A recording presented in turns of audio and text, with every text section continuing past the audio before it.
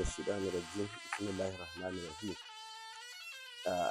Da farko dai ni an haife ni a cikin Kano unguwar Wudulawa a 1956. Sannan mun tashi 1958 mai gidanmu an masa haƙi a garin Kura. 1958 an tafi da ni ina goye, saboda haka a nan garin Kura nan na yi karatu na Muhammadiyya, makarantar wani Malam Ɗamara. Nan ne kuma na shiga firamare. Na shiga makarantar firamare a 1964, a inda zuwa 1967 ina ɗan aji uku aka dawo da mu Dawakin Kudu, a inda na ƙarasa karatuna na firamare, wanda daga nan ne a 1971 na tafi garin Rano domin sakandire, makarantar sakandire ta Rano,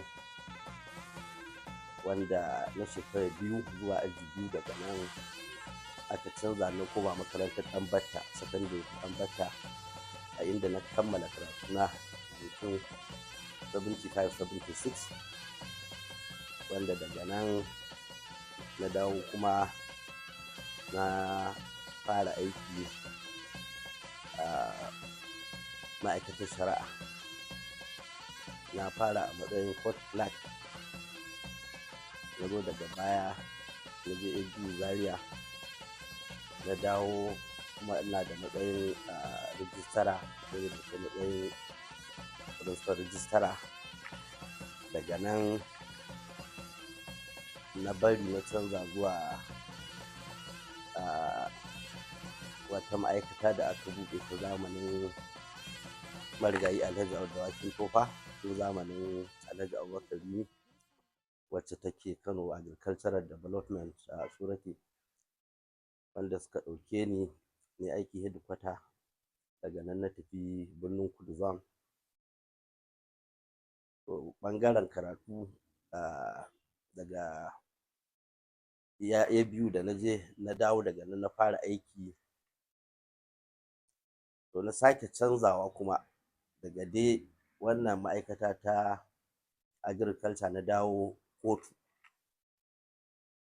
a inda a nan ne daga nan ina jin wajen 1979 na tafi Lagos ne aiki da kamfanin lemo na 7up. To daga nan ne kuma ina matsayin commercial manager na bari na zo nake zaman kaina, nake harka ta business kasuwanci, inda na zauna a Abuja har sanda sarkin nan mai martaba sarkin Kano Khalifa Sunusi yake gwamnan banki. Ina can ina wannan sana'a ta business na duk abin da ya samu. To daga nan ne kuma bayan da ya zo ya zama sarki, Allah ya taimake ni ya dubi gidanmu da na rabauta da sarauta ta hakimci, inda na fara da dagacin Kano, daga baya a matsayin hakimin Karaga, wanda daga baya kuma Allah ya taimaka aka ɗaga likafata zuwa Yariman Kano, aka kuma bani ƙasar Takai. Daga nan na dawo Kano saboda wasu dalilai, na sake zama a matsayin hakimin Karaga. Saboda haka an samu canje-canje, abubuwa daban-daban, har zuwa yanzu da Allah ya ƙaddara ina matsayin ɗan Darman na Kano, hakimin Kura. Kuma dole duk ɗan sarki a ce sai ya zama hakimi, ko dole sai ya zama sarki. Wannan ba haka tsarin yake ba. To amma ita sarauta gaba ɗayanta Allah ne yake ba da ita. yayin da mai gidanmu ya rasu, shi akan kansa ne ya samu sarautar nan kuma ya rasu. Ya bar 'ya'ya 40 a duniya, ni ne babba. Da al'ada ta ɗan Fulani haka ta faru, zai yi yunƙurin ya ga ya ceto gidan. Allah ya taimaka an samu, ko da ba a kansa ba, wani dai ya samu ya rabauta da gado, shi ake kira gado. To kuma abin da Allah ya yi shi ake, ƙoƙarinka ba zai baka ba, sannan abin da yake rabonka baya kuɓuce maka, wanda yake ba naka ba kuma ba zai same ka ba duk yadda za a yi. A wannan lokaci Allah ya yi sai da na shekara kamar 30 ba mu samu an sarauta ta dawo wannan gida ba sai a kaina. Saboda haka ina gode wa Allah. Wannan shine lokaci na Allah, lokacin Allah kuma shine lokaci. Alhamdulillah. Ranka ya daɗe, ya harkar gudanarwa tsakanin mai girma hakimi da al'ummar da yake shugabanta musamman a garin Kura a yanzu? To, ka san shi kullum yabo ko fallasa ba daga kanka ba ne, kai da kake shugabanci. Ga jama'a da kake wa shugabanci ne, su suka san adalcin da kake musu ko akasin haka. Kai ka bugi ƙirji ka ce kai adali ne ko kana kyautata musu, ina ganin baya cikin ɗabi'a ta gari. Amma abin da yake akwai, ba Kura na fara zama ba, ina da shaida da na samu tunda a yanzu ina Kura, ban bari ba tukuna. Amma na zauna ta kai na bari, na kuma ji irin abubuwan da jama'ar ta kai suke faɗa, wasu su zo su yi min godiya, wasu su faɗa a rediyo na yabawa da irin shugabanci da Allah ya sa aka yi musu. Wannan kuma daga Allah ne, mun gode. Amma dai su Kura tun da na shiga sun karɓe ni a matsayin ɗan garin, ni kuma ina hangen kaina a matsayin ɗan gida, domin haka babu wani abu sabo. Wannan tambaya da kai amsarta a bayyane take. Da farko dai, kafin dawowar mai martaba sarki, ai an fahimci masarautar Kano tana da local government 8 ne. In an duba yanzu kuma masarautar Kano tana da local government 36. Wannan kaɗai ya isa ci gaba, wanda da ba haka ba ne. Sannan kusan hakimai mu 17. Abin da ya faru ya faru, kuma Allah ne ya kawo. Komai kamar yadda na faɗa yana da lokacinsa, Allah ya ajiye shi, in ya zo zai zo. To da ya faru mu 17 duk mun bar ƙasashenmu, ni na bar Takai. Amma kuma cikin ikon Allah, dawowar mai martaba sarki, ai ga shi yanzu ya zama tarihi. Kusan dukkanmu 17 nan kowa yana garinsa inda yake da. Wasu kuma sun samu canji kamar ni, na koma Takan, daga baya aka dawo da ni Kura. Saboda haka wannan kaɗan kenan daga cikin ci gaba da aka samu. Mafita ita ce, tun farko dai duk wani jinin dabo,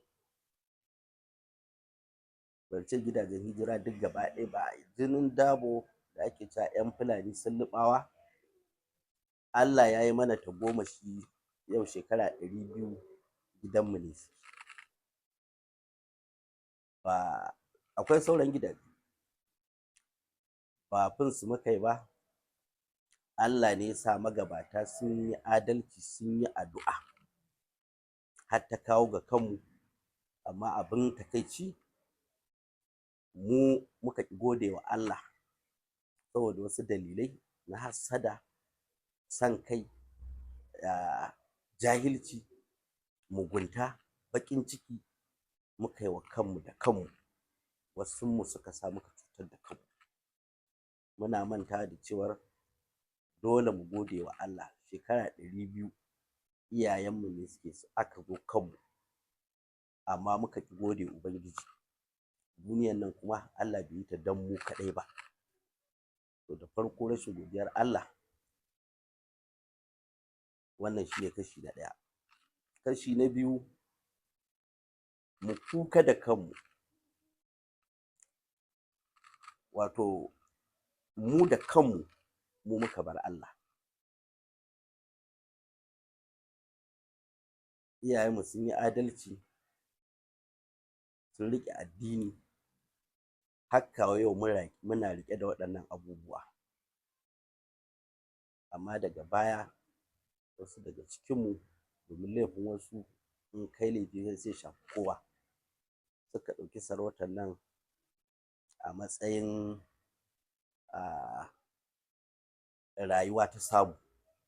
Mu ba mu san wannan ba, tun daga kan dabo zuwa kan zuri'armu kuma insha Allah har jikoki, duniya ba ta gabanmu.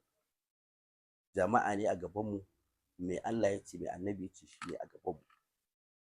To daga sanda wasunmu suka saka duniya a gaba, kuɗi zai sa su bar abin da iyaye da kakanni suka kafa shekara da shekaru, to daga nan muka shiga wani hali, mun saɓa wa Allah, mun saɓa wa iyayenmu, Allah kuma ya bar mu, wanda kuma duk Allah ya bar shi da kansa ba zai iya ba.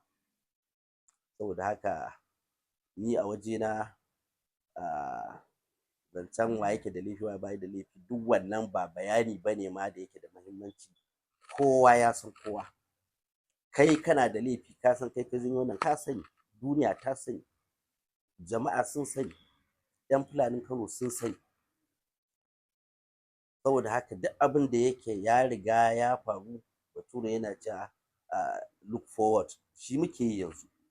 Wacce hanya ce da za a samu abu tukur. Duk waɗanda suka yi abin nan, ka sani ko su sani, in ka shuka alheri yana nan yana jiran ka, za ka tafi shi komai daren daɗewa. In kuma sharri ka shuka, bayan ma ka tarar da shi har jikokinka sai sun tarar, kuma ka shiga tarihi, domin ba shugabanci ne abin buƙata ba, ka gama lafiya ka kuma samu kyakkyawan yabo, ko mutuwa kai a yabe ka, ba a dinga Allah wadarai da kai ba. Saboda haka ba shugabanci ne komai ba, a'a yaya aka gama shugabanci. To amma ba ma la'akari da wannan, duk mun zubar, da haka Allah mu ma ba zai bar mu ba. Yanzu muna nan, in shawara ake so ta gaskiya, shine mu ci gaba da istighfari, mu ci gaba da kaucewa saɓan Allah gaba ɗayanmu, mu kuma ci gaba da dogaro da Allah. Domin yawanci abin da suke gani, hikimarsu ita take fidda su a yanzu, su ƙulla wancan, a ƙulla wancan, ana ganin akwai mafita. To babu, da Allah muka dogara, mafitan nan tana gun Allah. Kuma ni ban ce wani ba, tsakani da Allah na hango mafitan nan, kuma gab da dacewa ake. Insha Allahu abubuwa za su yi kyau, za su gyaru tamkar ba a taɓa yi ba.